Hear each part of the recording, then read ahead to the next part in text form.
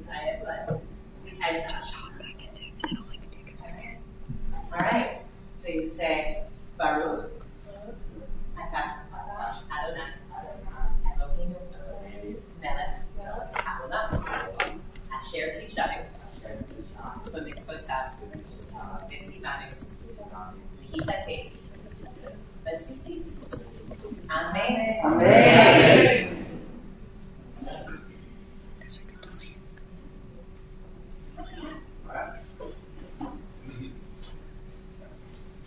All right. So,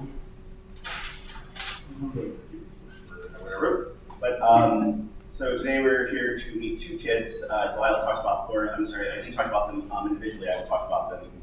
She talked about them collectively. I will talk about them individually. Can everyone hear Phil? Yes. Okay. I saw I talk loud. Everybody's want to talk quiet before. So talk loud. Talk loud. Okay. Ignore everything you were ever told in life about being quiet. Speak loud. All right. So let's start with Delilah. She has a passion for horses. She's a young woman who, since a young age, has been captivated by these creatures. The connection she shares with these horses reflects her gentle spirit and determination. It is her time spent with these horses that she finds solace and joy and a sense of purpose that's truly inspiring. One of my most cherished memories with Delilah is riding to and from horseback riding while listening to music, particularly Bleachers and Taylor Swift. And these moments are filled with laughter and shared emotions and a bond that we share. She also has a natural intelligence that that sets her apart. Her skills as a writer is nothing short of exceptional, whether it comes to poetry or prose. She has the power to invoke a range of emotions. Her words carry depth and creativity and a unique perspective that leaves a lasting impression. Now,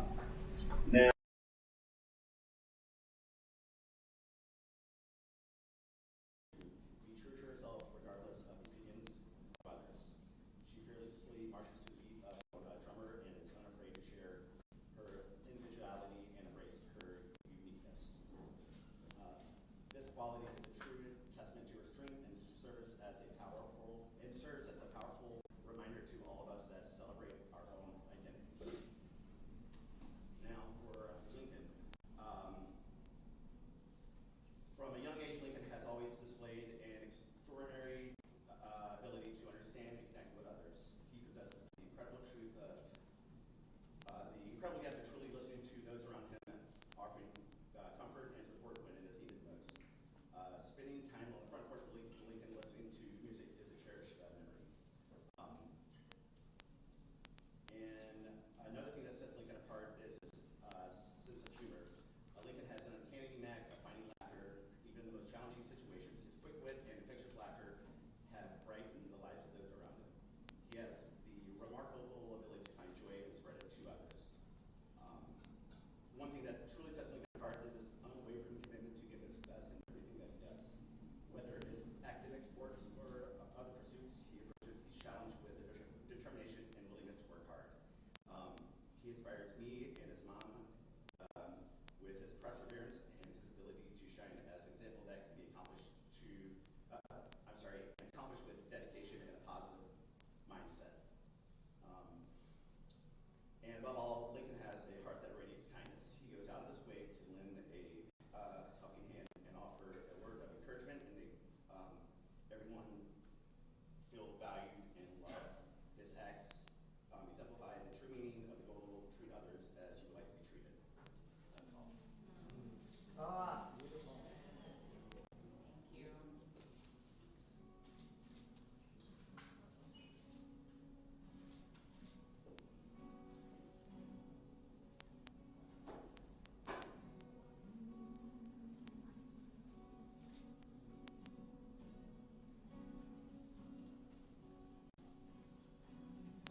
Turn to page 29. I told you we'd be skipping around a little bit.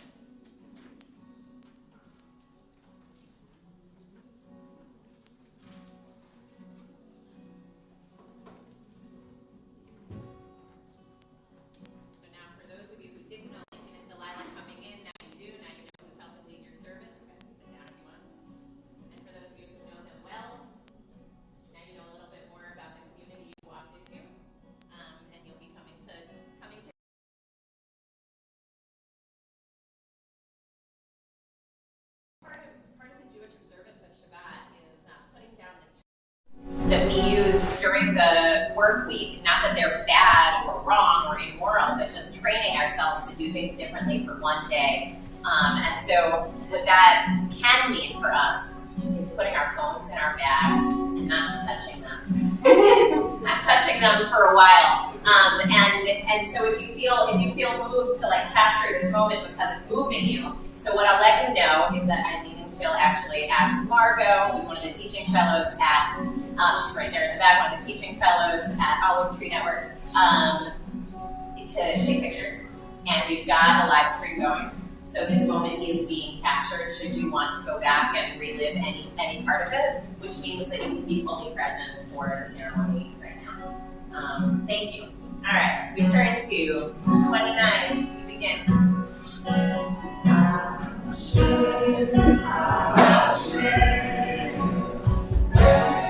Yo, stand together, anytime.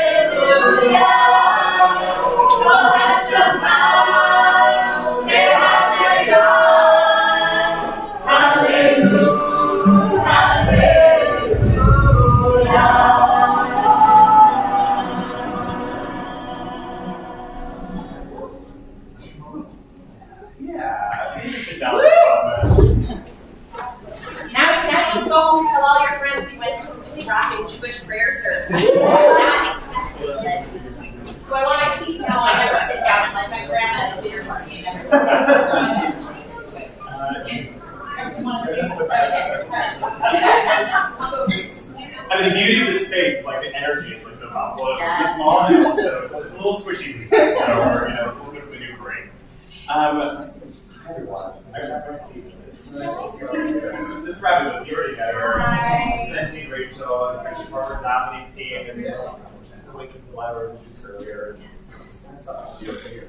So in a moment, we're going to stand again. This is like kind of a call setting portion of this. We're going to stand again. We're going to face east, and Lincoln will lead us in the beginning of the service, actually. Right? All we just did, we're putting the service start. No, all we just did was a bit of a warm up to get us into the headspace, the heart space, to be able to celebrate and create sacred space here together.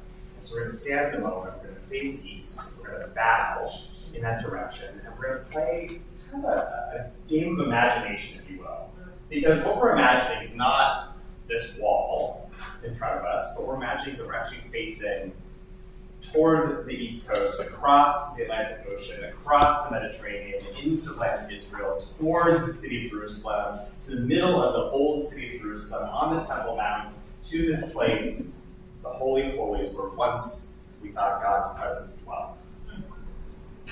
The beauty of doing this, right, is that we're actually doing this at the same time as kind of every other Jewish community within our time zone. Right? They're also engaging in this act of facing this direction and kind of breaking down the walls and the distance between them and this place. And maybe about an hour ago, those in the Eastern time zone did that, maybe people are before that. You had those in Europe and Africa doing that, and before that, you had everybody in the land of Israel itself doing that. It's kind of beautiful, almost imagine like a heartbeat. Right? This happens in many traditional communities 3 times a day, every single day. It's kind of rippling heartbeat around the world. And so as you stand and as you bow, I want you to imagine that you're part of this global heartbeat. This global heartbeat, particularly this weekend, as we celebrate Pride tomorrow here in Chicago. To hold, you can go march with us if you want. But to hold for a moment, right, that every single one of us, every single one of you who is part of this is an essential part of this global heartbeat. If you're Jewish or Jewish adjacent, wherever you find yourself in the rainbow of humanity, just recognize that you are an element of that ripple. Without you, there's something missing. There's something missing from that. Are you ready? We're going to rise. We're on page 42.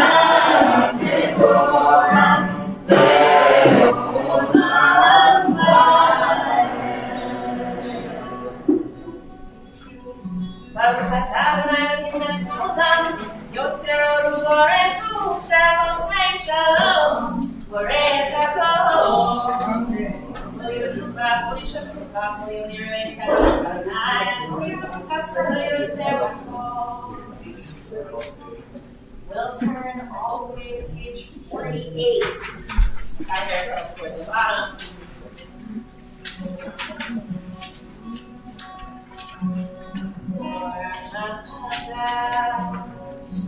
I'll see your time, and he's careful and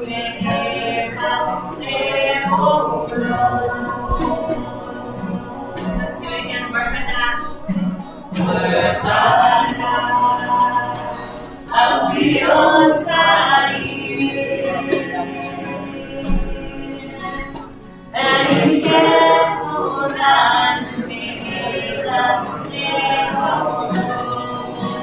say my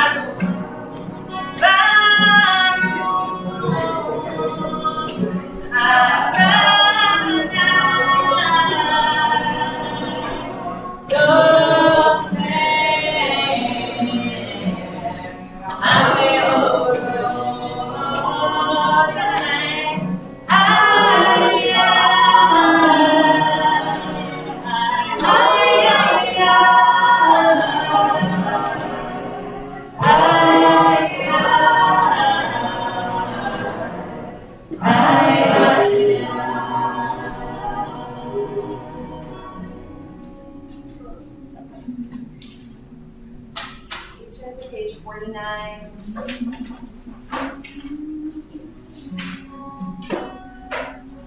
So you'll see at the top of the page on the left side are the words Ahava, Rava, Ahavtanu.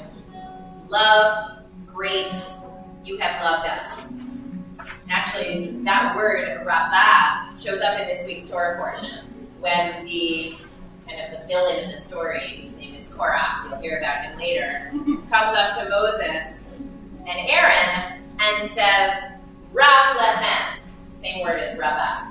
Here it's in a good way, here it's in a not good way. And it means too much, a lot.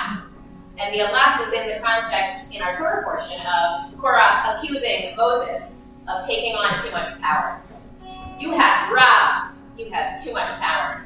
And here we see Ahava, Rava, Ahavtanu. Love. Love. There can't be too much love. There's no such thing as too much love. Maybe there's smothering somebody with a little too much acting, too kissy or too huggy or too, like, Mom, stop already. God, like, leave me alone. Let me just go be with my friends. We might feel like there are ways that we have like a love language, for example. We prefer people to actually, show their love in different ways, but fundamentally, you can't put a limit on love. You can't tell love how to be in the world, or who you should love, or how you should love them. Just that they, that everyone should love consensually. But the way that we thank God, that we recognize God for loving us, I just want you to look at this in here. In that second paragraph, loving parent, compassionate ruler, our ancestors trusted in you, and so you taught them life-sustaining rules. May you make your teachings and your compassion accessible to us as well.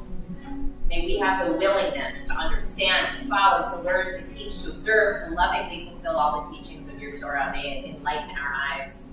May we internalize it.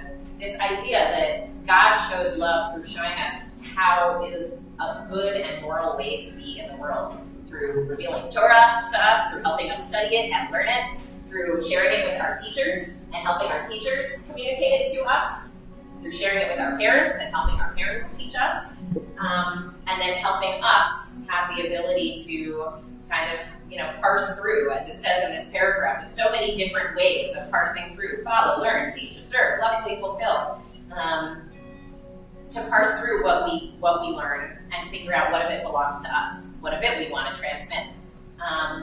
And so I love how Eileen began the service this morning by saying, like, you two are the first two in the family in 1,000 years who are born into this tradition. And so when somebody converts to Judaism, it is said that they come under the wings of the Shekhinah. God's presence, the Shekhinah, sort of the loving presence that exists, that flows around us in all moments and times. We sort of envision the Shekhinah as this loving, not a bird exactly, because God's not a bird, but as if God has these loving wings under which we come, under which we are embraced in moments of tenderness and vulnerability, that we're cared for. Because it's hard to do a new thing. It's hard to actually take on a new tradition. That takes bravery and stepping out of your comfort zone and putting yourself in a community with people who were born this way, as Lady Gaga says. And then you realize, actually, we all have to work for it. You guys have to work for it too. It doesn't just happen to you because you're born into it, that you experience Judaism as loving and as passing on tradition in a way that feels loving. You actually have to work for it. It's what you've been doing in Mensch Academy all these years, learning and teaching and growing and talking and rebelling and asking hard questions, because that's actually what it means to be Jewish. When we talk about what love is in Jewish tradition, part of it is pushing back against authority, asking hard questions, and having those conversations. And so I want to just bless us this morning with ahava rabbah, with abundant love, in all of the healthy ways that it expresses itself in the ways that we learn and we push and then we teach. And we do this in community with each other.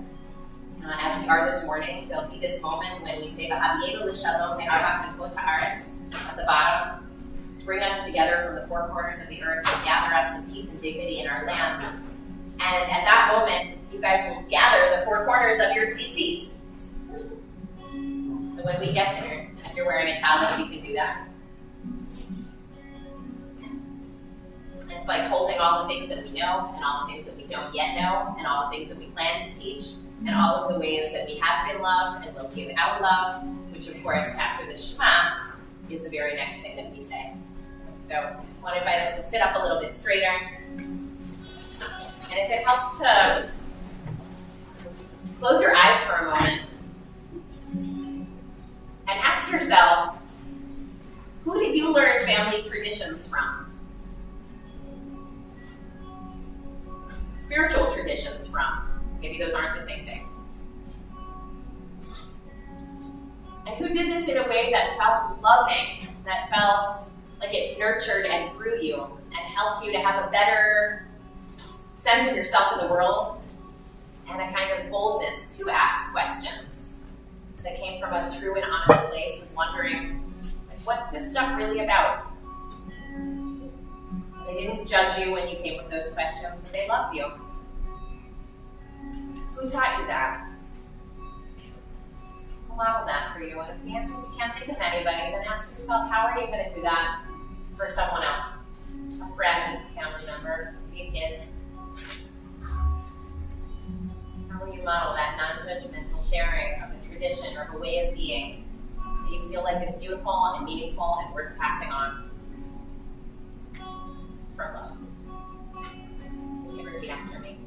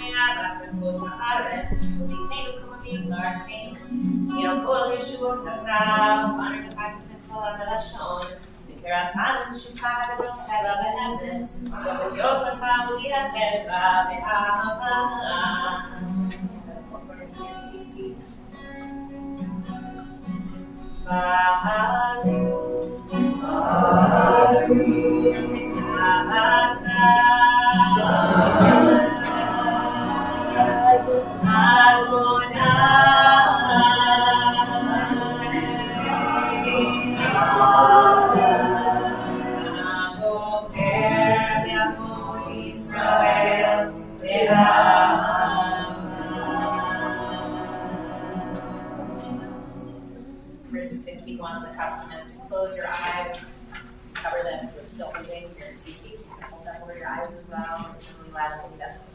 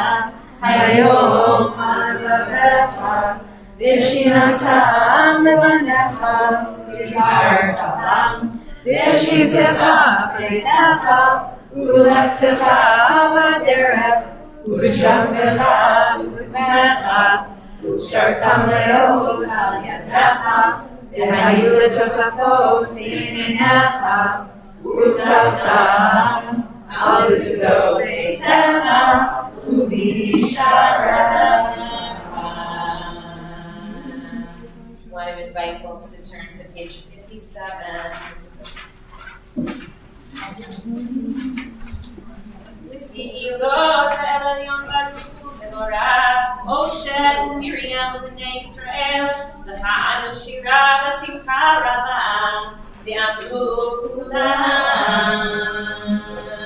I'm going to invite folks to stand as we go into Mishkan Office and then into the Amidah, the standing prayer. That's what we talked about. Remember? Never done that, that's fine. All right, cool.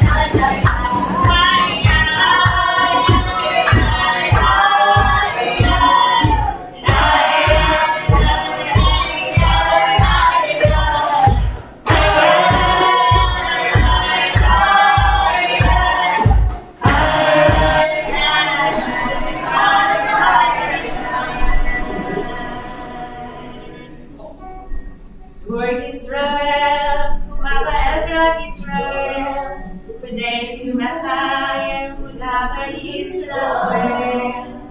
Goaleinu Adonai Tzvaot Shemo, Kedosh Israel. We're going to stand and face east again.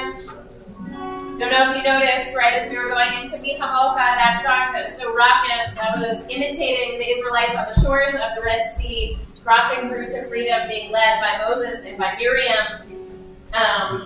Part of what we do in Jewish prayer is we remember back to our most distant ancestors, remembering who they were, what they did. Some of it was great, exalted moments of song and dance. Some of it, not so great, and we remember them anyway, because, sometimes we're not so great either, and it's nice to know that we're in good company with our ancestors who were spiritual giants and also were not perfect. And so, in a moment, we go into the Amidah, which just means standing prayer. We will take 3 steps backward and 3 steps forward, which basically means we're staying in the same place, except we sort of take an active step to try something new. Try something new, standing up together. We're going to begin the Amidah all together. You'll hear a lot of names, all of these ancestors. And then we go into a blessing about God's power, and then we go into a blessing about holiness, and then we're actually going to go into quiet space. And in that quiet space, you're invited to use the words in the book. They'll be there for you. You're invited to close the book if you want and pray with your own words, your own language. Jews tend to pray in Hebrew. It's the common language of Jewish people all over the world, but we also pray in whatever language we also speak, which includes English and Spanish and German and Russian and Arabic and Amharic and Swahili. So, go into your own mind and pray from your own heart in whatever language actually works for you. We will come back in a few moments together. Baruch atah Adonai Gam Yisrael. 3 steps backward and 3 steps forward.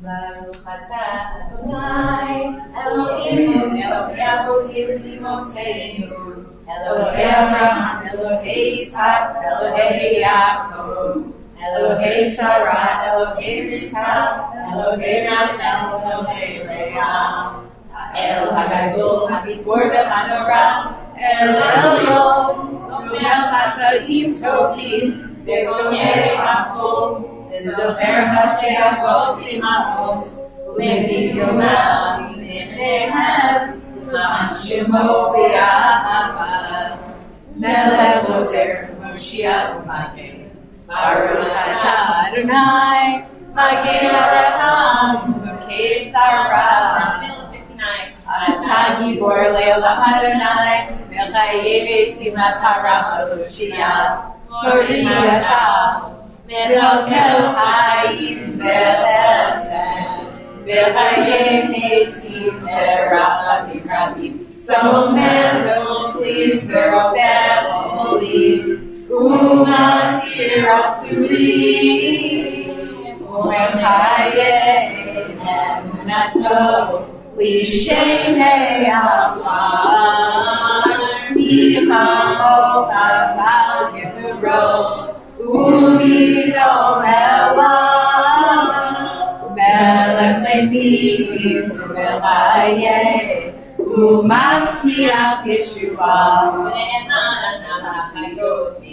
Baruch atah Adonai, Mechayeh HaMeitim. Back and forth now.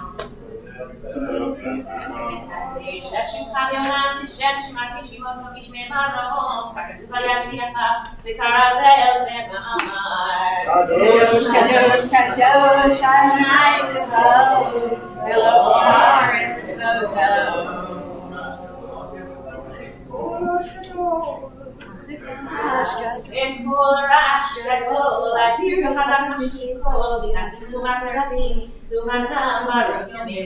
Baruch Adonai B'Yimkomo.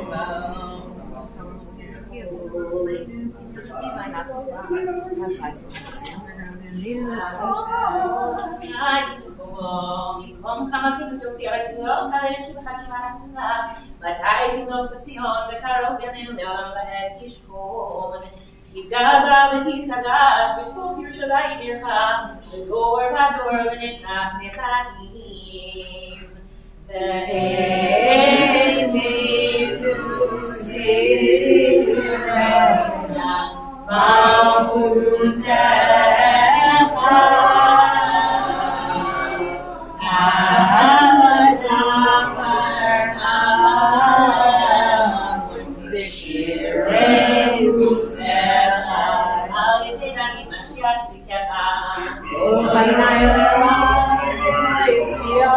תרנה מלכותך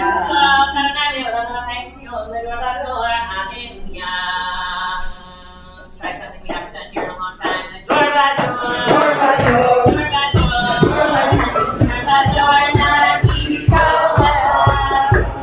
by door. Door by door. Door by door.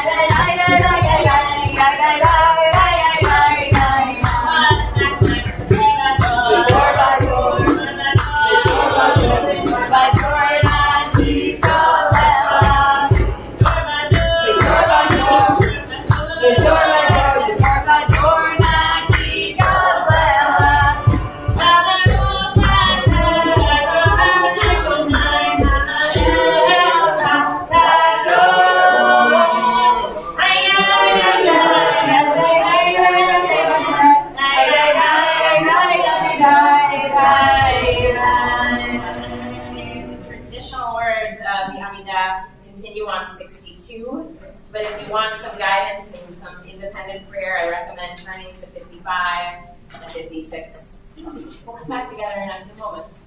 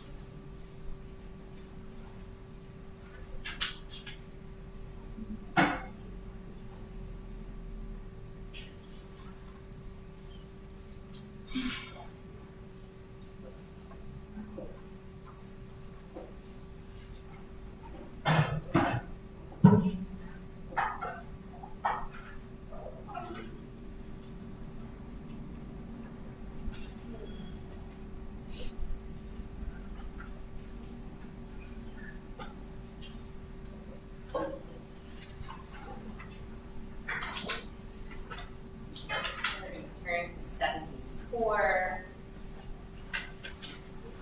And this prayer, the Kaddish Shalem. We're going to talk a little bit later about what the word Kodesh means. But the Kaddish and Kaddish is a way of separating one section of the service from another. And so as we're exiting Shachrit, as we're exiting the part of the service that is sort of spiritual in nature, we are entering the Torah service, which is a little more intellectual and analytical in nature. They're two different kinds of things. And so we're going to do Kaddish Shalem on 74 as a way of demarcating one from the other. You'll notice if it sounds a little different, that's because the language this is written in is Aramaic, which was the vernacular of the time that a lot of the Siddur was put together.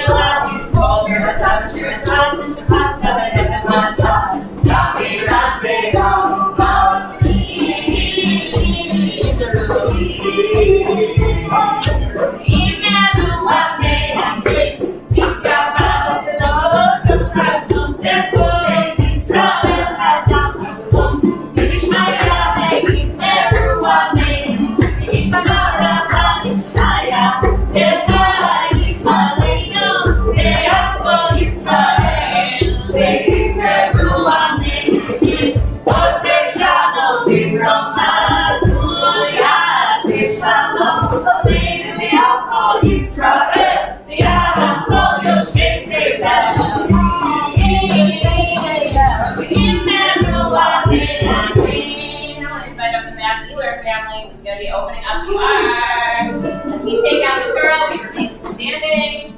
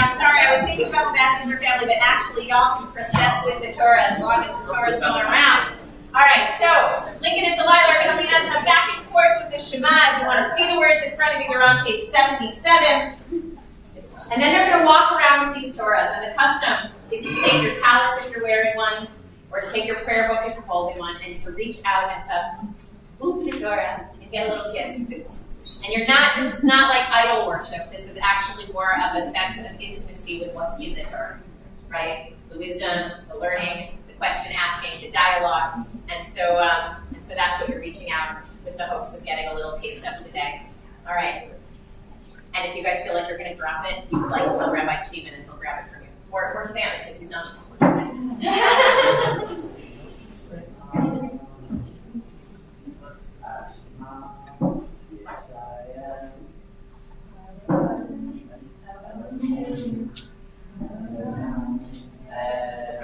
We respond, Shema Yisrael, Adonai Eloheinu, Adonai Echad, Echad Eloheinu, Gadol Adonenu, Kadosh Shemo.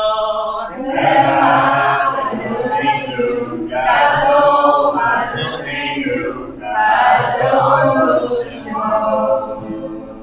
Gadol Adonai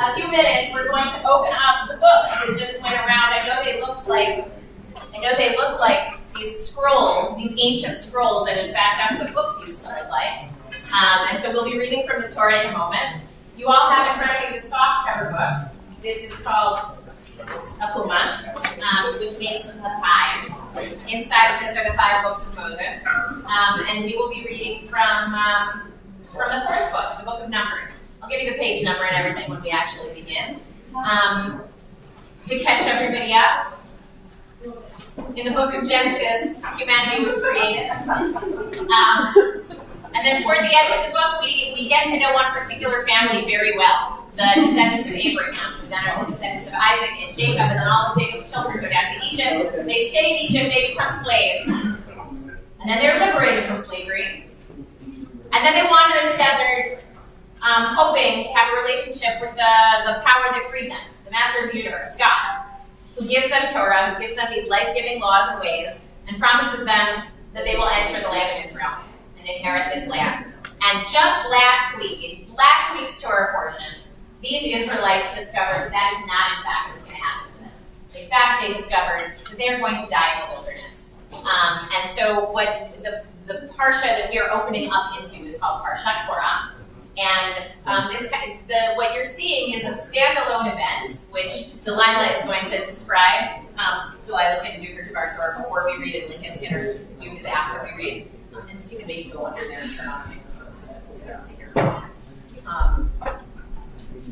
So that's all the stuff you're not going to see, or the background you might not have, as Delilah begins to share what she saw when she opened up this week's story reading, which you all will see in a few minutes, and what she thought about, and what it taught her. So why don't you come over here and let's make sure that everyone can hear you very well. Let's see what you're reading.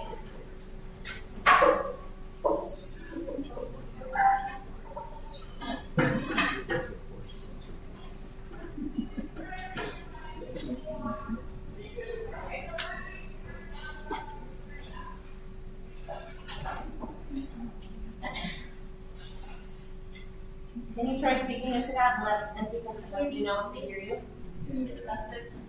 Not yet. Turn it to face you.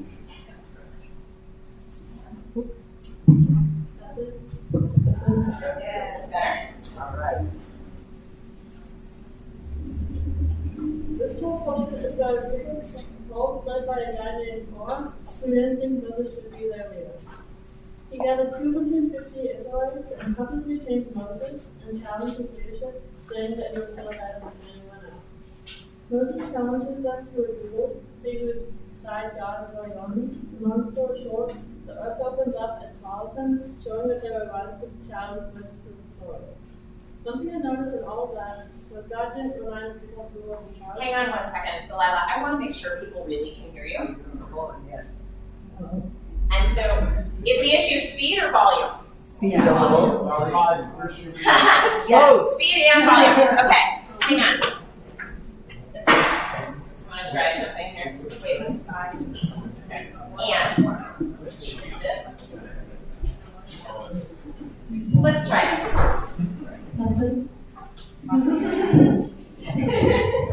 Community effort.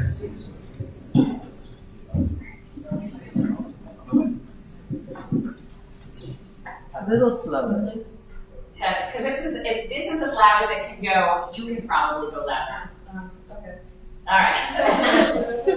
I think start over. Yeah. This whole portion is about a group of people led by a guy named Paul, who didn't think Moses should be their leader.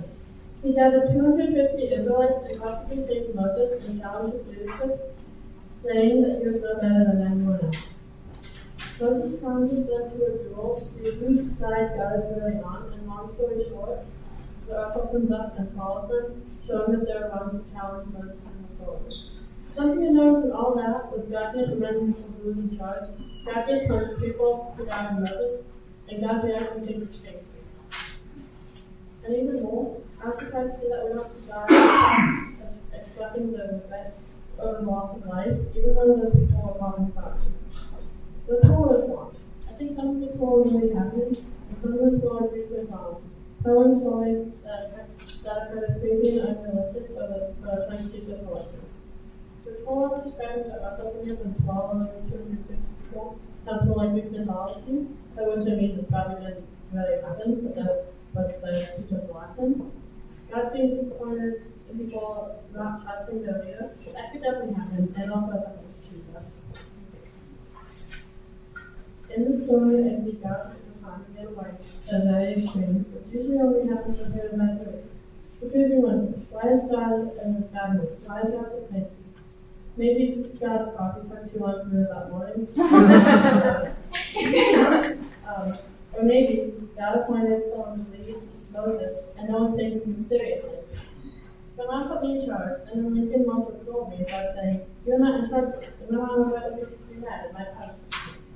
She would probably think to herself, maybe next time I should tell Marshall Lincoln that I put the line in charge. This is just what God did then. Because later in Pasha, God told all the leaders of the Israelite tribes that God will show them who's in charge by sending a sign, and all the tribes come with their leaders. The sign was whoever was in charge, the stock could sprout almonds, and only Aaron's staff sprouts almonds. So Aaron is the leader alongside Moses, and his shows all the people who God put in charge. We never learned from the last leader as people in the desert, and God from the landscape. This story kind of reminds me of a book series that are called Warriors. Warriors is about feral cats who live in difficult lands, sort of like the Israelite tribes. Sometimes they fight for food, but sometimes they have to work together. Also, the leader of Mishkan is dying. My call was the deputy at the time, but also knew he wasn't the right cat to lead with him. Tolstoy pointed out a cat, one whisper, as a new deputy, but doesn't tell anyone because he is unable to. When Tolstoy passed in and one whisper such big charge, no one believed that one whisper had legitimacy. Mexico ended up getting killed by a fallen tree, a sign sent by heaven, which indicated that one whisper, later named One Star as the new leader, is the right leader for weekends. This is like Noah getting swallowed up by the earth, showing that Moses is the right leader for the Israelites. Another parallel between warriors and culture is a leader named Firestone. Firestone was a great leader. He came from a simple house cat, not a warrior cat. Another leader believed in Firestone's potential, and Firestone slowly moved up the ranks. However, many cats doubted his ability, much as God did to Moses. Moses was an Egyptian and then took his place as an Israelite leader who God appointed him. Like Firestone, Moses had people who didn't trust him and spoke out against him. This made God upset because God wanted us to know that anyone from any background could be the leader of the Jewish people or warrior men in Firestone's case. Today is about Mitzvah and choosing my path. The young Mitzvah is like becoming a young warrior in the Jewish tribe.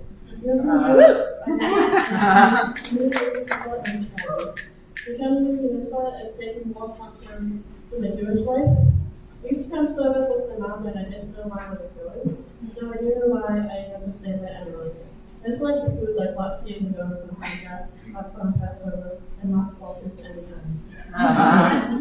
I'd like to thank my family for traveling all the way to Chicago to see me and my brother for the Mitzvah, and all my friends who have been helping me through my Jewish journey to be telling me about Mitzvah, and my friends in school for supporting me when I did that. I also like to thank David Schwartz for his great message to it, and thank you for all being here today.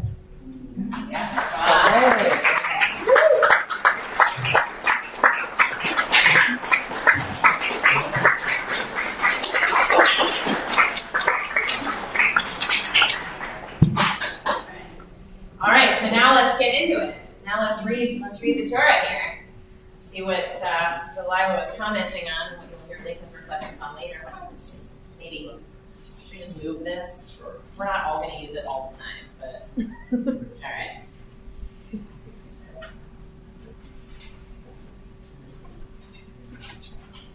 I want to invite you to open to page 860 in the small book.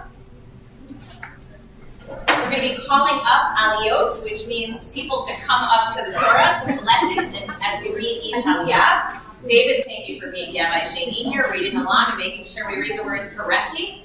As you may or may not know, the Torah doesn't have any punctuation or vowels in it, and so actually reading it is quite easy. Learning how to read it is quite an accomplishment.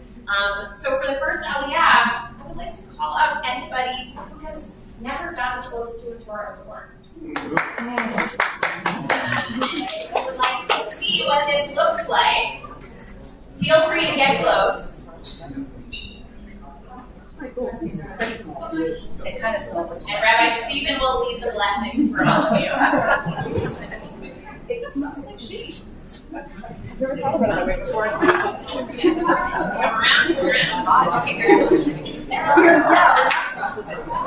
Feel free to come on up. Come on up. Taking it on the out means like coming up and getting close. Yay! Come on up. Yes, absolutely. Come and sit down.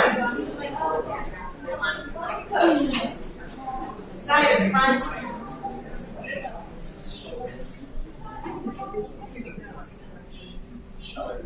That's right. Yamdu, everyone who is seeing Torah up close and personal for the first time. Shalom Malachi, Harav, Shalom Malachi, Bing, Avram Basara, La'aviyah Rishonah. All right. Oh wow, everybody! Now, all right. Here, come around, so everybody can actually see. Rabbi Stephen will show you where he's reading from. Everybody who's reading out of this book, we're on 860 on the right side of the page. Everything above the little line is the Torah. Everything below the line is commentary in this little book here. All right. And Rabbi Stephen will lead the blessing. If you don't know it, that's fine. Please do it. Baruch et Adonai Haborah. Baruch Adonai Baruch Le'olam Va'ed. Baruch Hanabrak Ve'Lambaret, Baruch Atah Adonai, Eloheinu melech haolam, asher bachar banu mikol ha'amim, v'natan lanu et Torato, Baruch Atah Adonai, Noten HaTorah. Amen. V'yikan Korah, Ve'yitzhar ben Kahat, Ve'Levi, Ve'Datan ben Aviram, Ve'nei Eliah, Ve'on ben Pelet, Ve'Reuben, Vayakumu B'nei Moshe, V'anashim B'nei Israel, 200 Nesiei Eidah, Kiryei Moed, Anshe Shem, Vayitahazu Al Moshe V'Aaron, Vayomru Aleihem, Rav Lahem, Ki Kol Ha'edah, Kulam Kedushim, U'tocham Adonai, U'madua Titnasu, Al Kahal Adonai.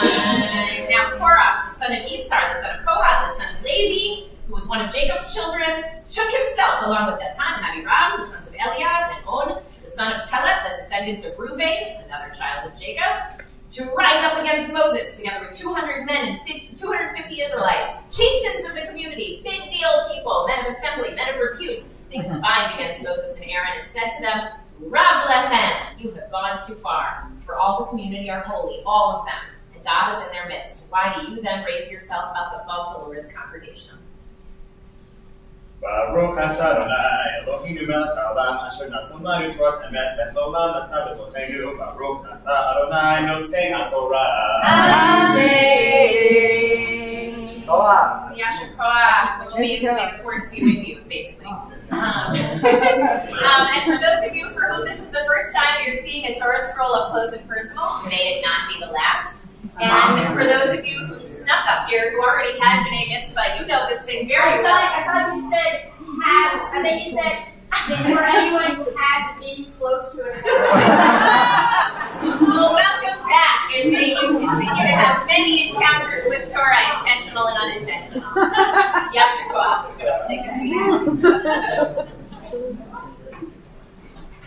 Right, and now that you know what's going on in the Torah portion, I want to invite up Ya'amdu, anyone who has ever challenged authority before.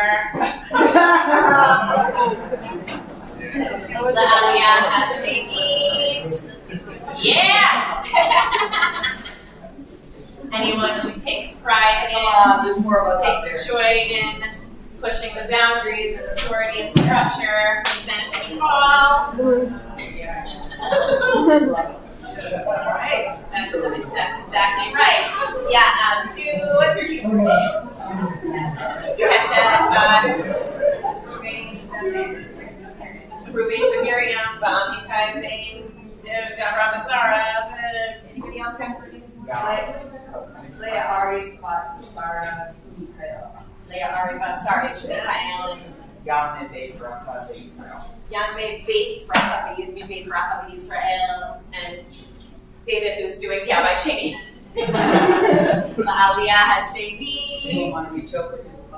To see what he's reading from. Mark this place and make me your reader of it.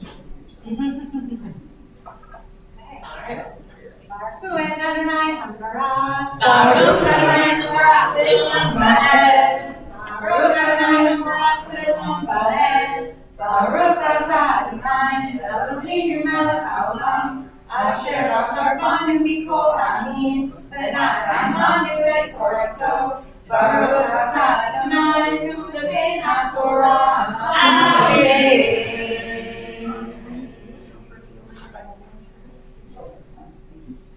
Amen. Vayishma Moshe, vayipol panav, vayidaber Korah el kanato lemor, boker v'yot Adonai et hashano, v'yet hakadosh v'yikriv elav, v'yet asher yikabo yakriv elav.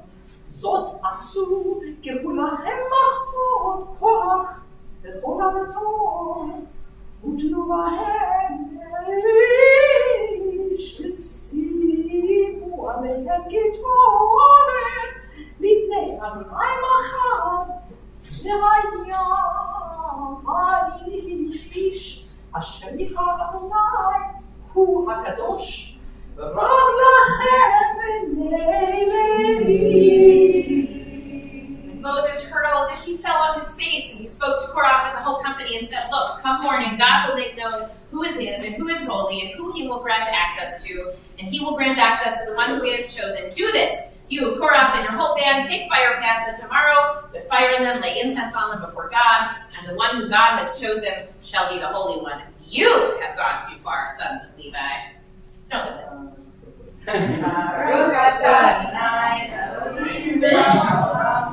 אשר נתן לנו תורת אמת, וחיי עולם נטע בתוכנו.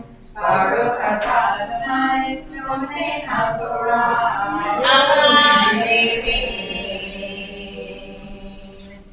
May you be blessed with insight and compassion and the wisdom to know when you're operating from a place of best interest of those around you, and when you're operating from a place of just wanting to have your voice heard, like Korah sort of seems like maybe he's operating from.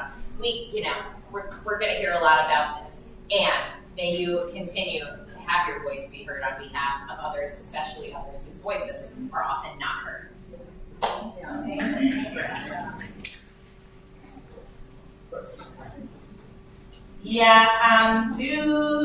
And this is at the request of the mamas, all of the teachers in the room, people who have taught lessons to maybe Mr. Faulkner if you're here, but also Aviva and also any Mensch Academy teachers who might be here. And anybody who identifies as a teacher, we invite you up for the third Aliyah.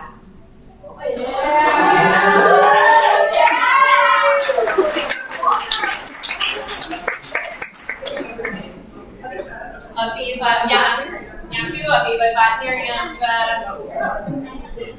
Dobi Yitzchak May, Chazana Talib, Miriam Ruth.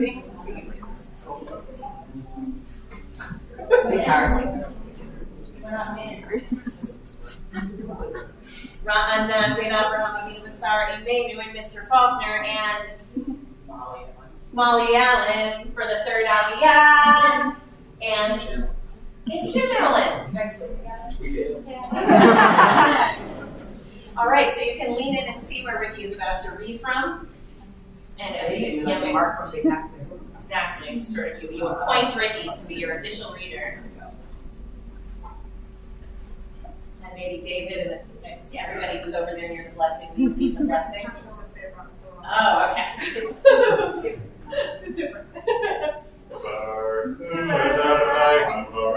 Baruch Adonai Baruch Le'olam Va'ed. Baruch Adonai Baruch Le'olam Va'ed. Baruch Adonai Eloheinu melech haolam, asher barach banu mikol ha'amim, ונתן לנו את תורתו. Baruch atah Adonai noten haTorah. Amen.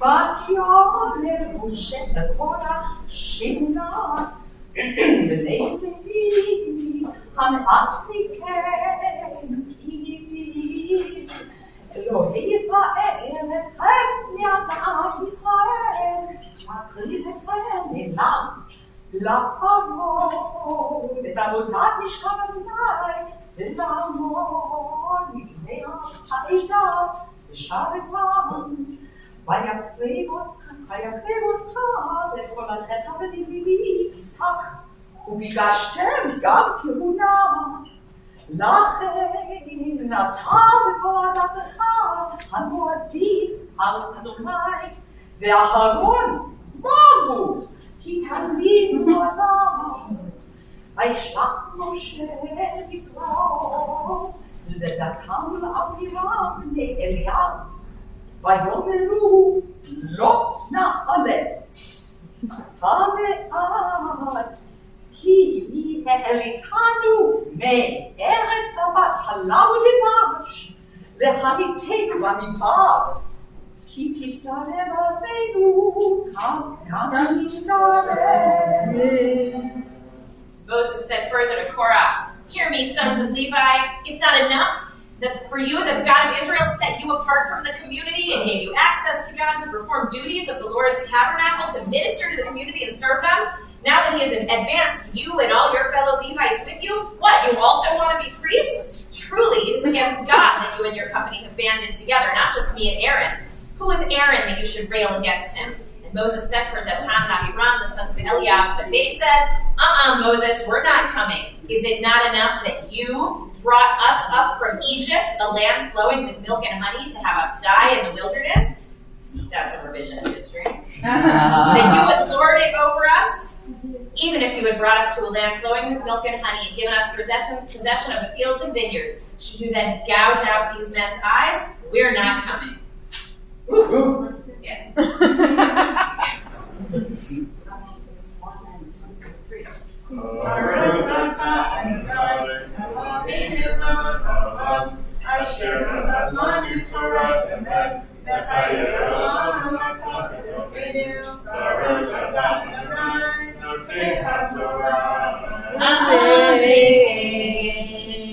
So I think it's only fair if we know, like, in what context, like, where do you teach? Where and whom? How is it that you were a teacher? I'm a school administrator. Yeah. It? Where are you in from? I'm a classroom assistant and a coach. Mm-hmm. I'm down with that. All right. I teach high school English. The Director of Men's Academy.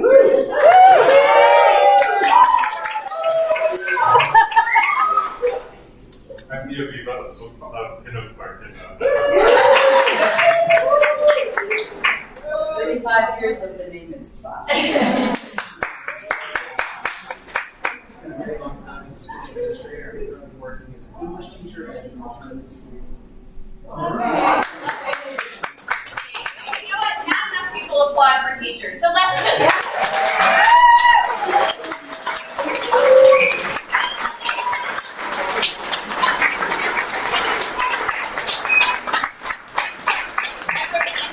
Repeat after me. Chazak, chazak.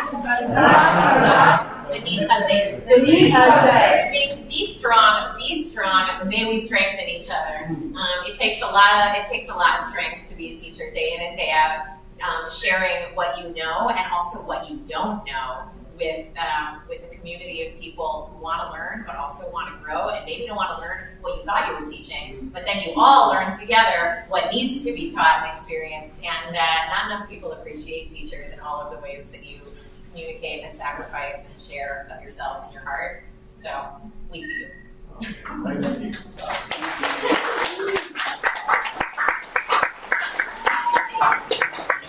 Take a seat. And we're going to actually cover the Torah now. Let's see, David, do you want to put the thing, the yad from?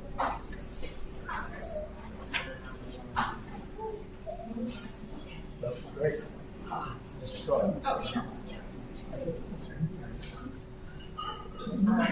We're going to pause Torah reading for a moment to say a prayer for healing. And so I'll just lead folks down. But the custom is we do a healing prayer while we are in the midst of reading Torah, because it takes great strength to learn a skill, to read, to do this, to share, to share the learning, to share the accomplishment of having learned how to do this. And we don't just do it for the sake of learning it, we also do it for the sake of healing the world, and also healing individuals who might need prayer, who might need a little bit of the strength, the dedication that it takes to do what we're doing here all together. We use our sort of spiritual fortitude and force on behalf of healing. So if there's somebody you are thinking of this morning who needs a prayer, who needs love, who needs healing, so we begin by saying their names out loud. We do that together in community because there's no shame in being sick, and actually the way that we all direct our prayers together for their healing is by knowing who needs it. But then of course after the service is over, maybe that's a great opportunity. Maybe remember to give somebody a call or send somebody a loving text just to let them know you were thinking about them this morning and pray for them. I haven't had one time when anybody has said anything other than thank you so much, that means so much to me. So if there's somebody you're thinking about, I invite you to stand. We're going to the words of the Mishabera. I'll leave them I'll sort of call them out. If you know this, just sing along with me. If you don't, let the intention be for you as well. I'll stop about halfway through. We'll go and we'll say names. Being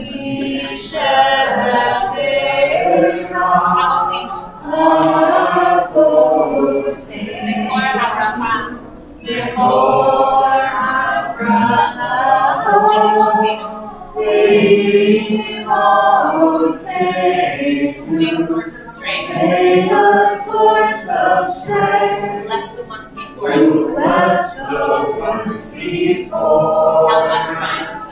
Help us find the courage to make our lives a blessing.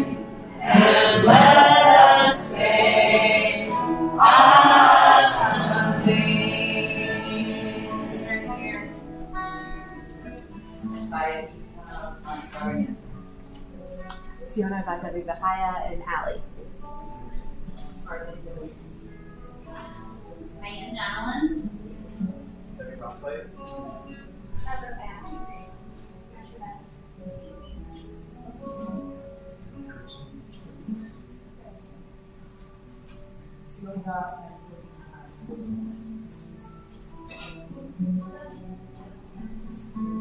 Elliot Pittsburgh. Nikki.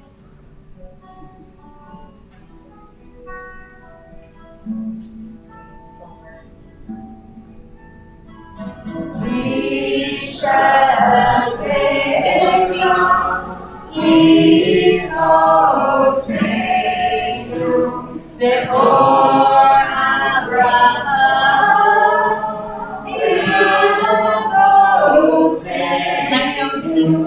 Bless those in need of healing. With refuah shlema. The renewal of body. The renewal of spirit. And let us sing. Amen. Last time, bless those in need of healing. Bless those in need of healing with refuah shlema. The renewal of body, the renewal of spirit, and let us sing.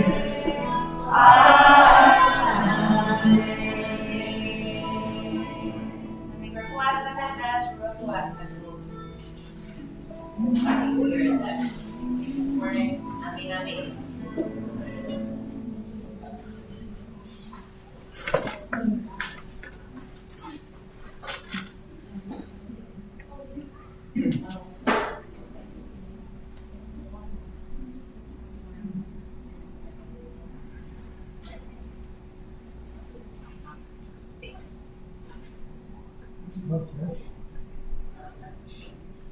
Ya'amod, Ya'amod, Ya'amod. Before our mitzvah, Ariel, Lior, Babin, Margia, Le'aliyah, Habibi. That is you. I just called you by your Hebrew name. To the Torah for the first time in your life.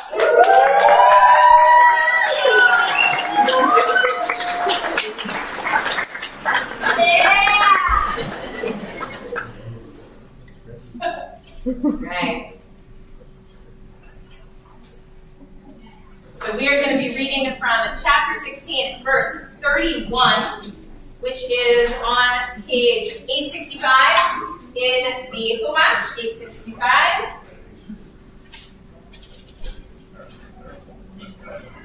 What we've skipped through in here, of course, is when the showdown happens. Moses and Korah are both holding their fire pans. And this picks up right after the showdown happens and everybody's wondering what's going to happen. Maybe somebody can go let in whoever is ringing the doorbell. Jordan? Oh, okay. Oh, got it. Okay.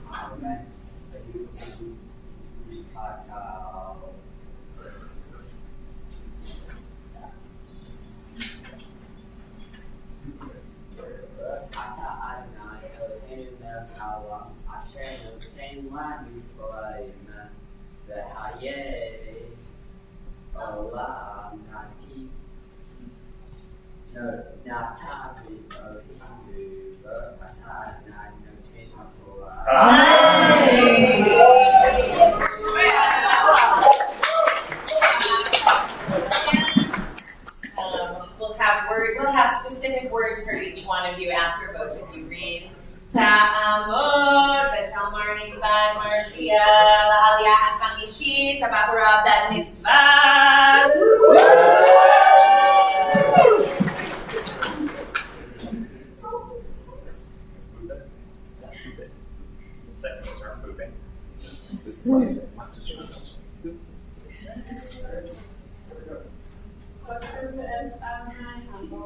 Baruch Adonai Barak Le'olam Va'ed.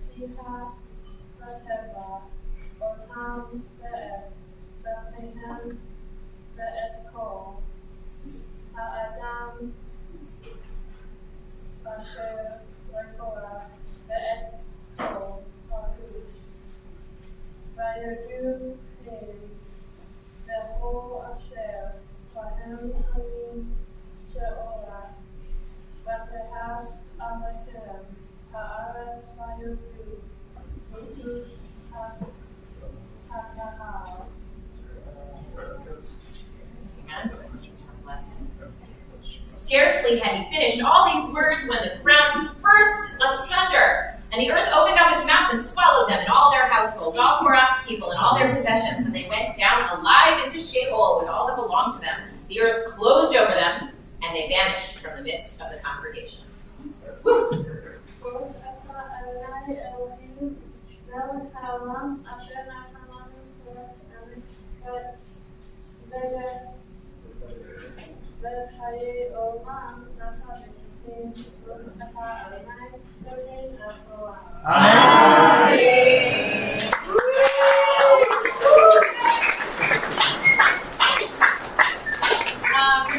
Before we go into the next thing, Ya'amdu Haba V'Golel. We're going to raise the Torah and wrap it. David Schwartz is going to be raising. Do we have somebody to wrap? Marshall to wrap? Want to wrap? Yeah, Marshall, you got a job. All right, so as we raise the Torah, as the Torah stands, we stand. David is going to do something that is sort of like a feat of great strength, which is holding up the Torah in a way that allows you to see what's in it. And you can help give him a little assist with your pinkies or with your hands. Torah.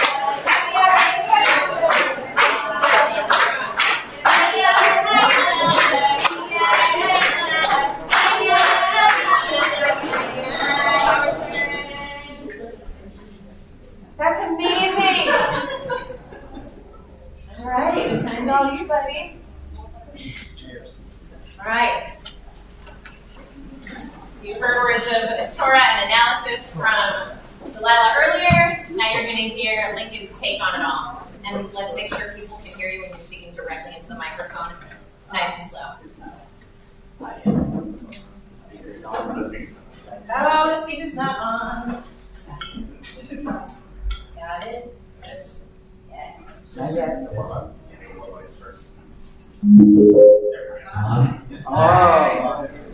Well, thanks for coming to my mom.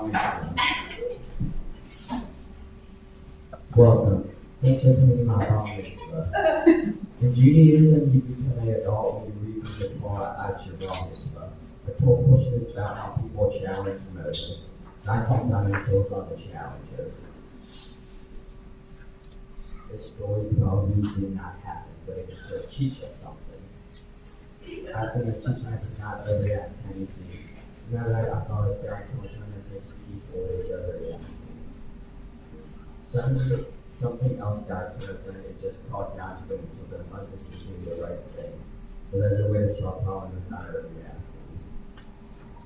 I have felt like God really told Portia when I probably overreacted.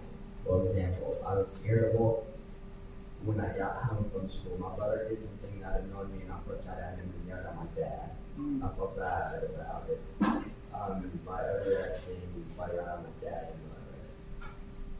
I felt like the Israelites sometimes when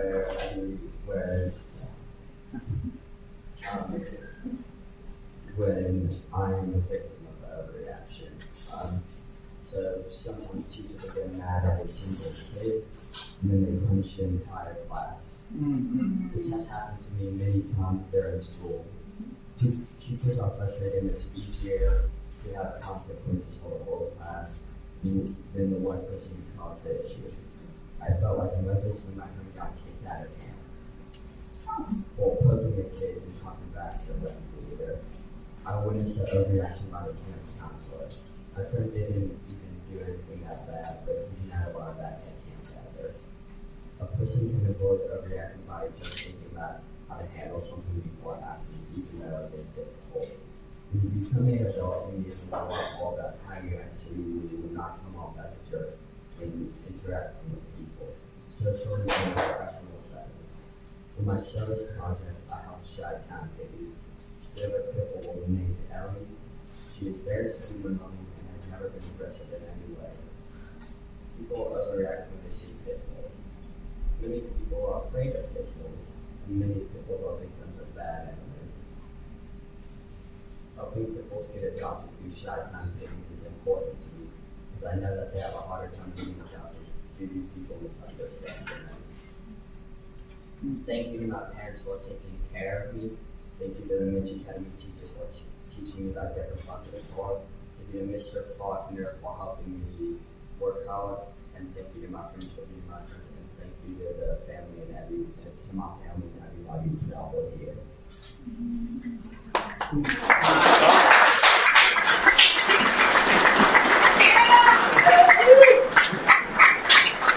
Thank you, Delilah. I'm going to ask you to stand. And I think Bella and Marshall, you can join them. And I want to call up Aviva, who has known Lincoln and Delilah really half their lives as she's guided them through the Mensch Academy. Aviva started as a teacher at the Mensch Academy and is now the director of the Mensch Academy, and has really come to know them as humans, as minds, as hearts, as souls, and is going to give them a little blessing from what she knows of the two of you. I'm a loudspeaker. Can you hear me? Yes. Okay, great. Lincoln and Delilah, a few weeks ago, Rabbi Lizzie asked me, what do you know? What do you think about them? What do you know? And I had a full essay worth of things to say. So she invited me to say it here instead, and I'm happy to do so. It's funny that we're here in this room. It's so fun to see you becoming Jewish adults here, where we also have played with clay and sing songs, and you guys wore those costumes last year. That was really fun. Remember, you dressed up as people. We've done a lot of fun things in this room, so I'm really happy to be doing here in this very space in Diva. When Rabbi Lizzie said to me, what are some unique strengths of these people? I thought, Lincoln, you're a very systems-minded person. You're often thinking about the larger picture. At Mensch Academy, to share with you all, we present text closely translated okay, what do you think? In more words than that. But basically, what do you think? And Lincoln, you very consistently over these, five years, have asked, like, well, how am I supposed to tell you what I think if I don't know all the context about this? Which is something I really appreciate about you. And it, like, really comes out, you know, and I guess now we talk about other things. For a few years, we really talked about video games a lot. Yeah, Minecraft. Yeah. You went through a thing,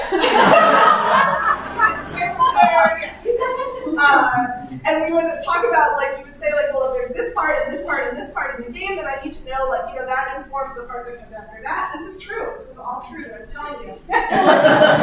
When your first showcase, you, like, came up with a video game, like a choose-your-own adventure video game, like, not full code, but kind of code, with, like, 3 other kids. It was amazing. It was amazing. don't dress this face. It was good. And I think that you're, well, hold on. I'll pause there.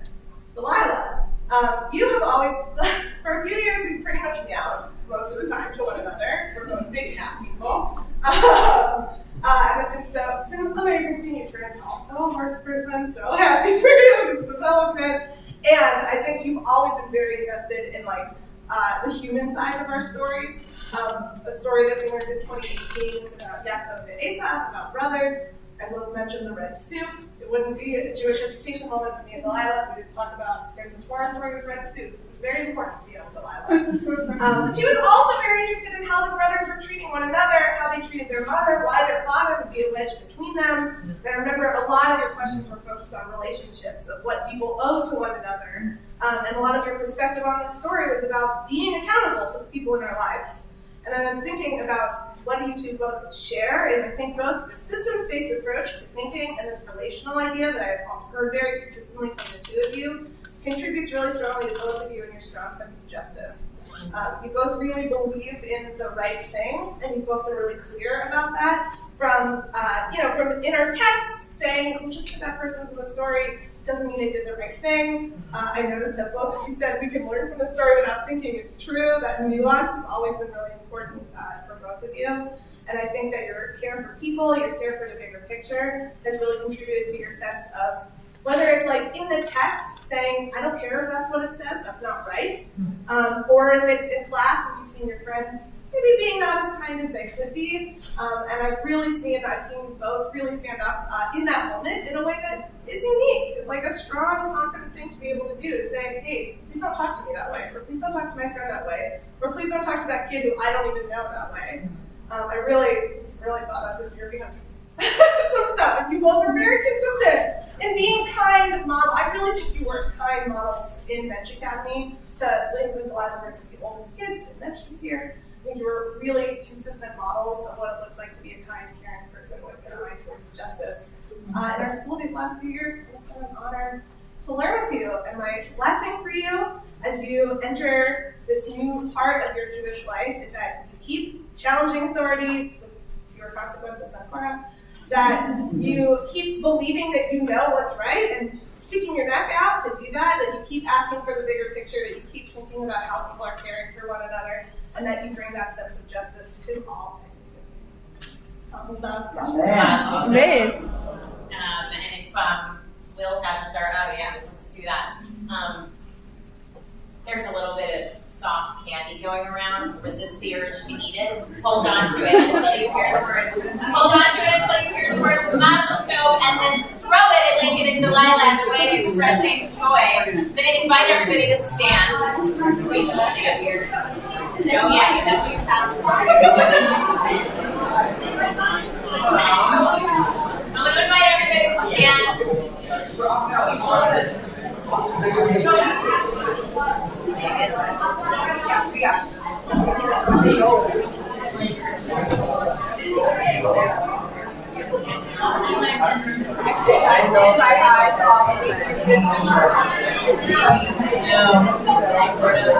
Alright. Can I ask people to have a moment of quiet? Hold your fire until you hear the magic words mazel tov, okay?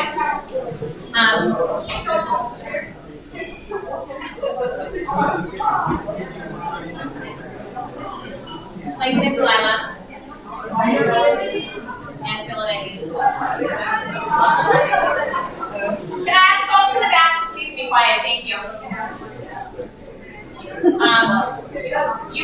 really hard. All right. James, Phil.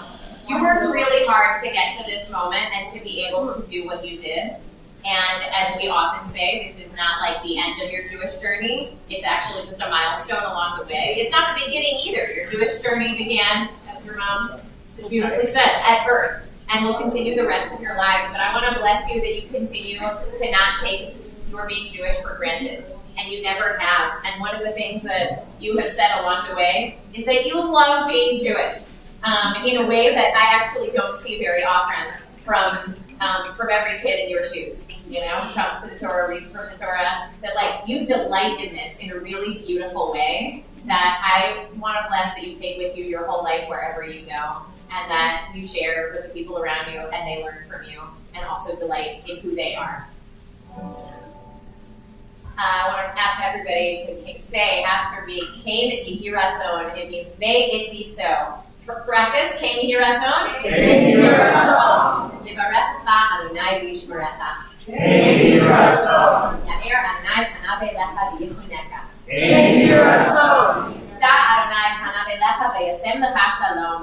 Kain Yehi Ratzon. May God bless you and guard you and keep you safe and healthy. May you shine your path brightly in the world, and may God shine and illuminate a path forward for you. May you be peacemakers, and may peace follow you wherever you go. And we all say, Mazel tov!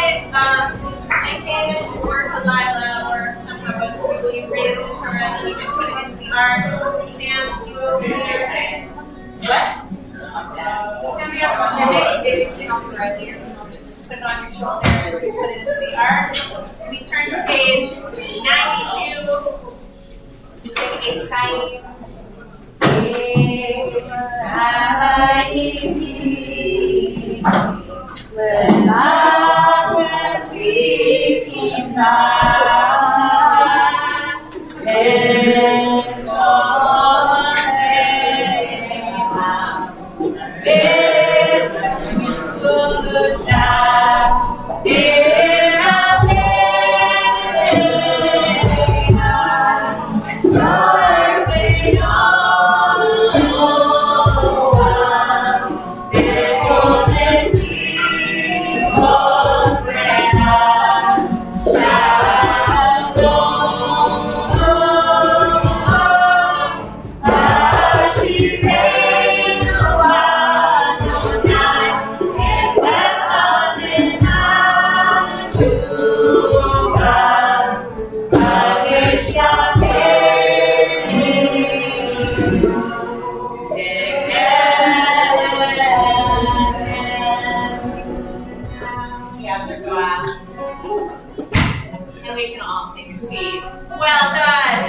Well done.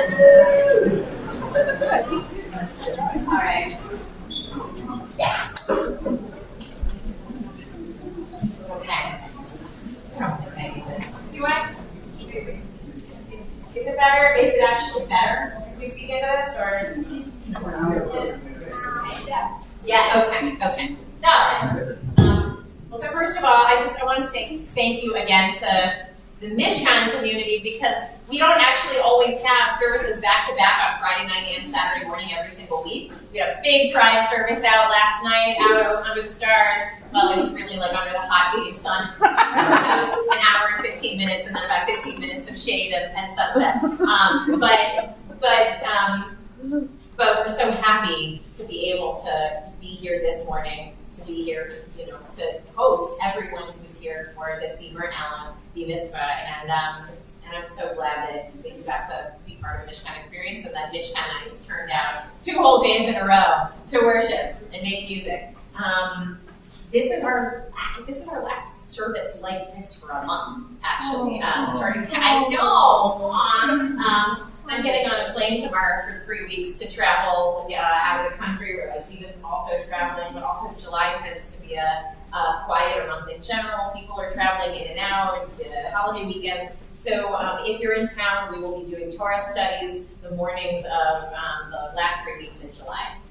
With Rabbi Stephen, got little kids. We're going to do some kids programs the last 2 weekends in July. Morning Minyan will still be going strong every weekday at 8 a.m. online. And small groups are hosting Shabbat dinners and other meetups throughout the month. And so if you are curious about how to get plugged into anything Mishkan is doing, period, you can go and check our calendar, but especially during the month of July, our newsletter and the website is where you'll find all of it. And if you want to march in the Pride Parade tomorrow, I'll talk to that.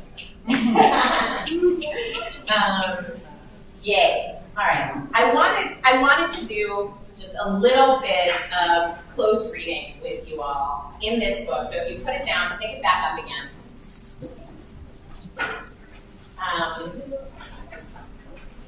Because there's a subtle thing that happens, and it partially explains why the tradition frowns so frowningly on this character of Korah. So Laban and Delilah focused on God's reaction. They thought God's reaction was extreme, and mused and talked about, what God might have done differently, sort of pedagogically, what might have been a better choice for God than just having the earth open up and swallow these rebels. But for many people in your shoes, I don't know if you know this, but many B'nai Mitzvah open up and read this parsha, and they identify with Korah, right? As many of you might have, reading and being like, okay, here's a guy who's standing up for the people, and then he gets punished for it. Isn't that how things always are? But I have to tell you that the tradition, both in the Torah and for many generations after, are very suspicious of this guy Korah, because they don't think that his motives actually are in the service of the people. And in fact, many generations later in the Talmud, which for those of you who are coming from a Christian background, the Talmud was being constructed at around the same time as the New Testament. And so what both were projects in were taking this book, the Torah, and the writings, everything that we call the Hebrew Bible, what Christians call the Old Testament, and trying to make that relevant for modern life being 2,000 years ago. And so the Talmud took it in one direction for a primarily Jewish audience, and the New Testament took it in a different direction for everybody else. And so I have to tell you, the Jewish tradition is not kind to Korah. And in the Talmud, there's a conversation, Ronan mentioned it last night, where they say, what kind of argument, what kind of machloket, Jews love to argue and debate, what kind of machloket is l'shem shamayim, is for the purpose of that. And meaning it has endurance, it will stand, it's about truth. And the answer is, well, Hillel and Shammai, they were these guys who argued throughout the Talmud, and you get the sense that they weren't arguing to posture around stature or power. They really wanted to know how to live out the Torah. They really wanted to know how to be good, moral, righteous people, and they just interpreted Torah differently.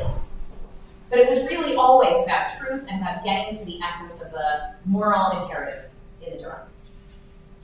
Who, they say, or which argument was not a machloket l'shem shamayim, was not an argument for the sake of heaven? They say Korach and his followers. This was an example of a machloket, of a disagreement that came not from a place of searching for truth and righteousness, but from ego and posturing for power and stature, and actually using sort of a populist message as a way of just elevating themselves, which is kind of what Moses sniffs out about what they're doing. Moses says, you're trying to elevate yourselves over the community. I see what you're doing. And then God, of course, kind of confirms that by opening up the earth and swallowing them. A very dramatic end to the story. But I just wanted to point out, because there are pages and pages and pages on the whole question of what exactly was the problem with what Korach was saying or doing. And I wanted to just give us a little bit of insight through a very close read of the Torah itself. And so I want you to keep a finger on page 860, where the Parsha begins, but then turn back to page, an earlier Parsha in the book of Leviticus, 693. Turn back to 693.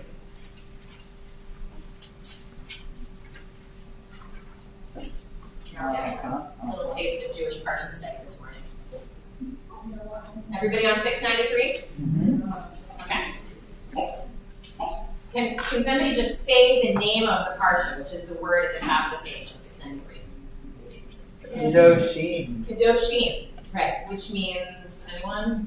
Holiness. Holiness, plural. Kadosh, you've maybe heard the word many times throughout the service, means holy. Kedoshim, holy plural. And so, God spoke to Moses saying, speak to the whole Israelite community and say to them, and if you know this, I'm going to say in Hebrew, if you know or want to read along with me, feel free. These words are important. Kedoshim tihiyu, ki kadosh ani Adonai Elohechem.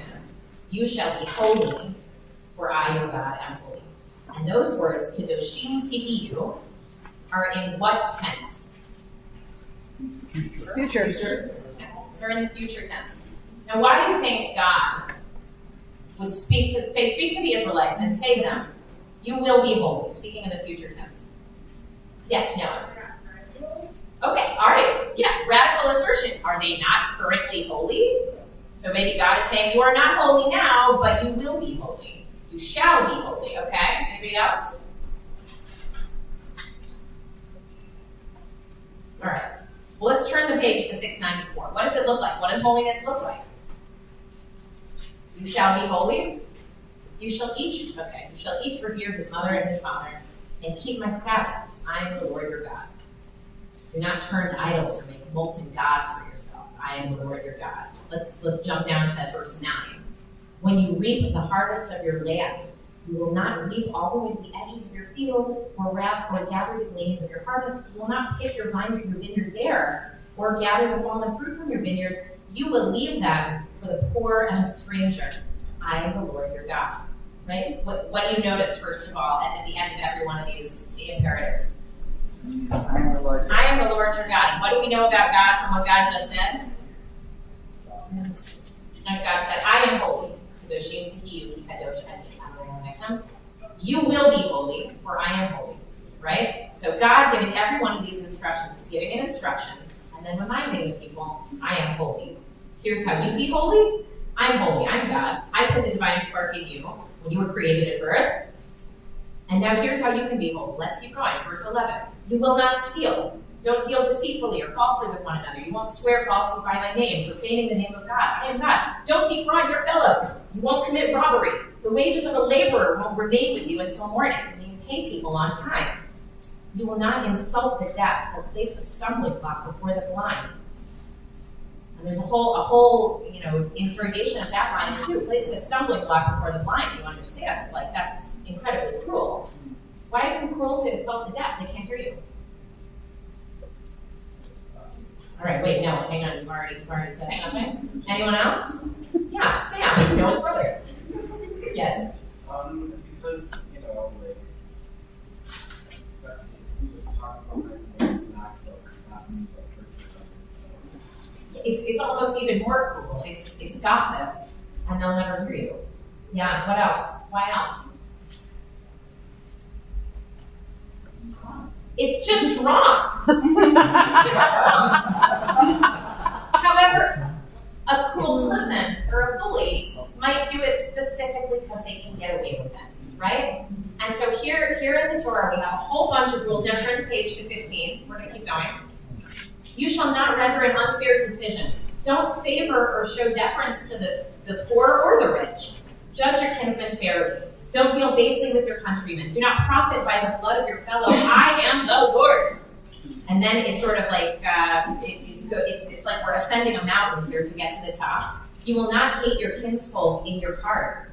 Reprove your kinsmen, but incur no guilt because of them. Meaning, don't carry around hatred in your heart, but if you're upset with somebody about something because they've done something wrong, you have to tell them. That's how you avoid carrying around hatred in your heart, is by actually sharing it in a way that they can hear. In verse 18, you will not take vengeance or bear a grudge against your countrymen. Why? We just read, because you're going to share with them what they did wrong, you're going to talk about it. And then finally, ve'ahavta l're'echa kamocha, you will love your neighbor as yourself. I am God. These are all future tense ways of enacting holiness, right? And so we are sacred. We wake up every single morning. We say, Modeh ani lefanecha, the words that we actually began our service with this morning, that God has placed a pure soul in every single one of us. We affirm that every morning in our prayer services. But Kodesh, holiness, is something, apparently, we actually need to work on. Right? So I think it's a subtle and important distinction. Are we holy? Is holiness all around us? Do the angels cry out? Well, this is like from the earlier part of the service that we did, Kadosh, Kadosh, Kadosh. God is holy. Holiness is all around us. God is all around us. We're surrounded by it, of course. But do we also need to work on it? Heck yes. And so now turn back to Korah on page 861. And what does he say? Go to verse 3. Rav lechem, it's too much for you. Ki kol ha'edah kulam kedoshim. And look at it in English. For all the community are holy, all of them. And the Lord is in their midst. What tense is he speaking in? Present. He's speaking in the present tense. As if to say, we don't have any work we need to do to create the utopian vision. One second. To create the utopian vision of a society that God, you're trying to lead us toward. No, we're good. We're fine. What you're trying to do, Moses, this project of moral refinement, of leading us toward the Torah and taking us into a new place to try and help us be better people, no, we're fine as we are. We're holy as we are. There's nothing more we need to do to be holy. We're already there, so get out of the way. And the rabbis look at this and say, Korah, it seems like you're not ready to do the work. It seems like you want all the goodies, all the rights without any of the responsibilities. And that's the problem. Look down at the bottom here, underneath the line on page 861. Yeshayahu Leibowitz is actually like an ultra-Orthodox commentary writer, and sees Korach's demagoguery exposed in his claim that all the community are holy, i.e., we have achieved our goal and nothing more need be demanded of us. The Torah's position is that all the community is challenged to become holy. We just read that section. It's a future goal, but not something to boast about in the present. So let's stop there. Just to say, this is what we do. This is what we do as intellectuals and as Jews. We hold things that are simultaneously true.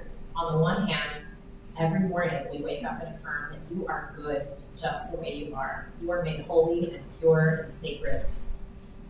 And every single day, if you want to be Kodesh, you want to be holy, you got work to do. Every one of us, every day. And thanks for the snaps, everybody.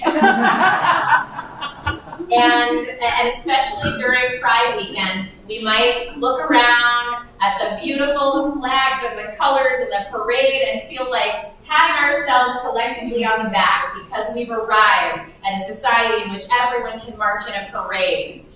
Right, exactly.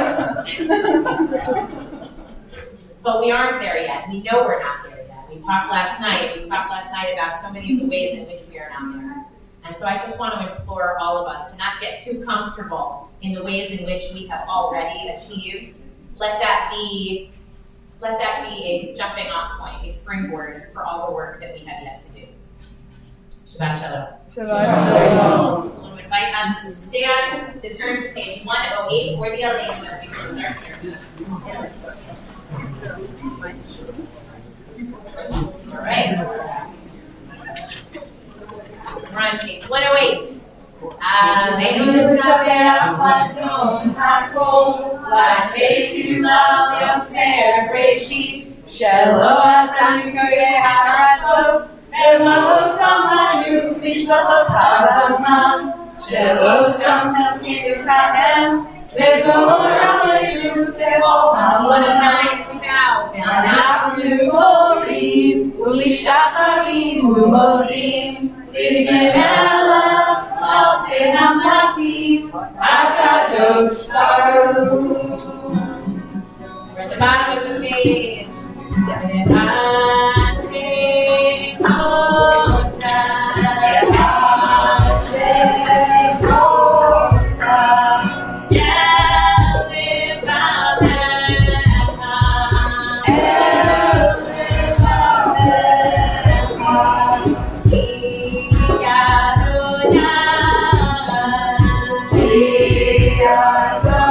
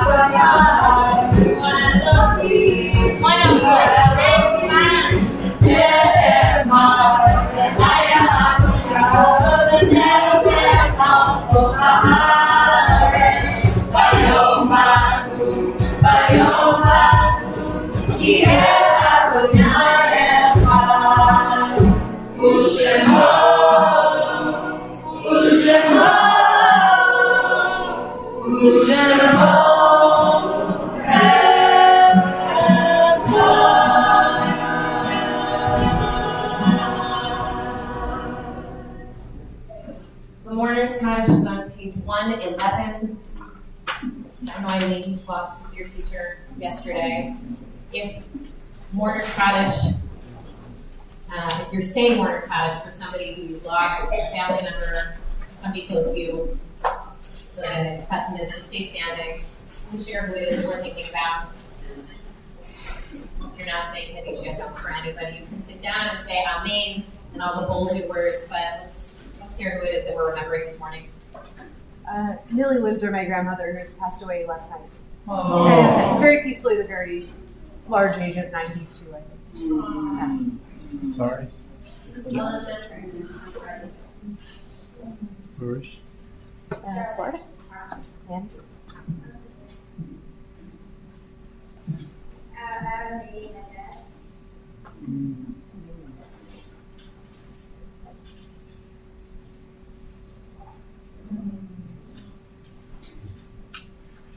May their memories be blessings. Mourner's Kaddish is on 111. Yitkadal v'yitadash shmei Rabba Amen v'alma v'dibra v'ruteh v'amlik malchuteh v'chayeton v'mechon v'chayeh v'chol v'beit Yisrael v'agala v'yizman karid Amen. v'yei shmei Rabba v'barak v'olam v'me'onaya Yitbarach v'yishtabach v'yitpa'ar v'yitranam v'yitnaseh v'yitadar v'yithaleh v'yithalal shmei kedusha Rihu v'elam v'yirchata v'shirata v'shvachata v'nehemata v'ram v'olam v'imru Amen Hey Shlama Rabba Min Shemaya, V'chaim Aleinu Kol Yisrael Yimru. Amen. Osei Shalom V'ramav, V'yasei Shalom Aleinu Ve'al Kol Yisrael, Ve'al Kol Yoshvei Teva Yimru. Amen. Amen. Y'all remember to be blessings. Okay. Our service is officially concluded. You made it! Yay!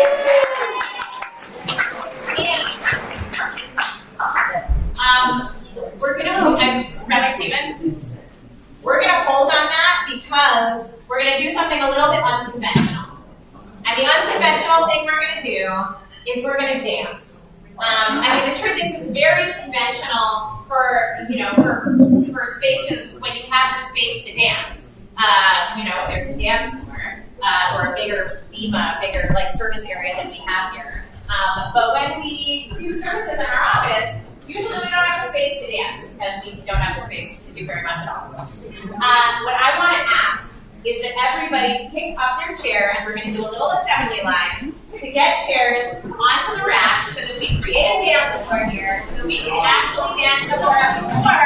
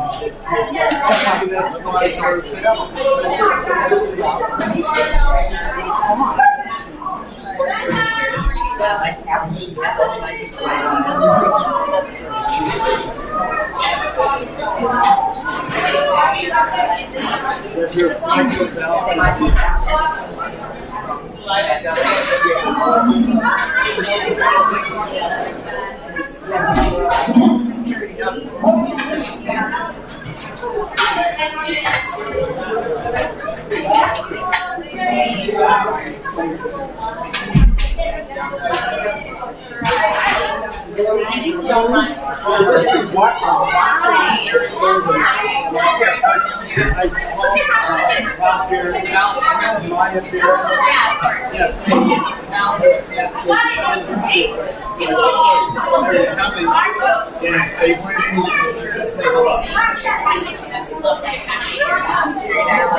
Like so happy.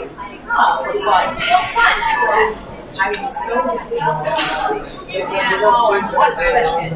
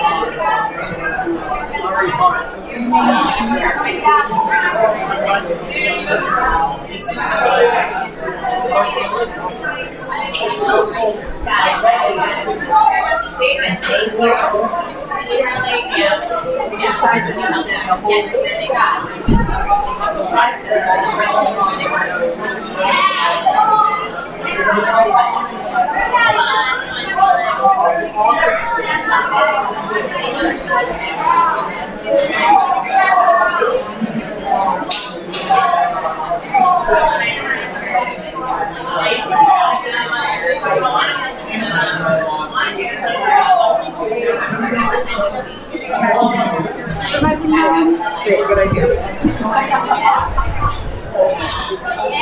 No, not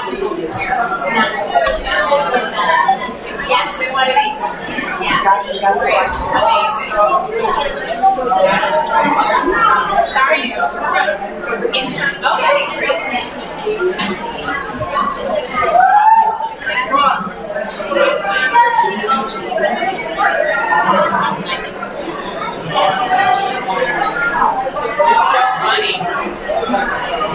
That's right. All right. Oh yeah, we need them. These are the only chairs that are not tilting.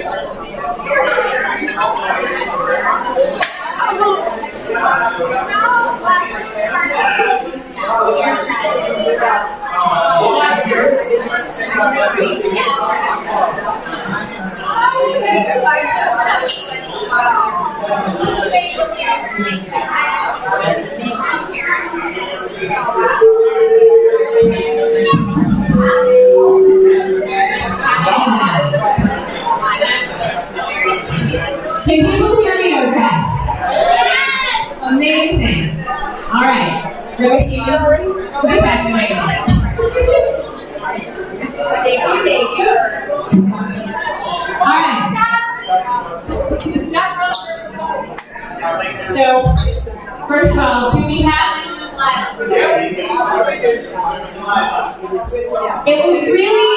it was really important to them that we jam as much Jewish culture and experience into this morning as humanly possible. And so, Even though this is often something that is done like later in the party, we wanted to get as much of the Jewish love into this room as possible. And one of the ways that we show love is we dance. So I want to invite everybody to get into a circle around these two chairs. And don't lift anybody up yet. First we gotta learn how to dance. All right. So is everybody like a nice good circle around these kids? Yeah, circle. All right. So the first thing is that the hora is not rocket science, and you don't need to have mastered any other skill. If you can walk, you can do the hora. And so I want to invite you to just like left, right, even in place, left, right, in place, left, right, because everybody's going to need to be in sync together. So left, right. All right. So then the thing is, this is basically just basic grapevine. So you'll go left behind with your right foot, like take a step with your left, behind with your right foot, left again, in front of your right foot. Right? Grapevine. It's a grapevine. All right. Left, behind, left, in front. Left, behind, left, in front. Left, behind, left, in front. Are we? Is this too fast or is this at good speed? Left, in front. Left, behind. Now, here's a question. Is the circle too big and too mushy? So now you got... All right, great. Need a few lifters to get around the chairs. All right, great. So anybody feeling big and strong and early? Get the inner circle. And we could do concentric circles too. I just want to make sure the dance continues. Left in front, left behind, left in front, left behind, left in front. All right. Are we masters yet? I don't want anybody going up on chairs and tell people they have to feel confident and like you can both dance at the same time. All right. Lift it up a little. 1, 2, here we go. Sing the toe, mazel tov, mazel tov. Sing the toe, mazel tov, mazel tov. Sing the toe, mazel tov, mazel tov. Sing the toe,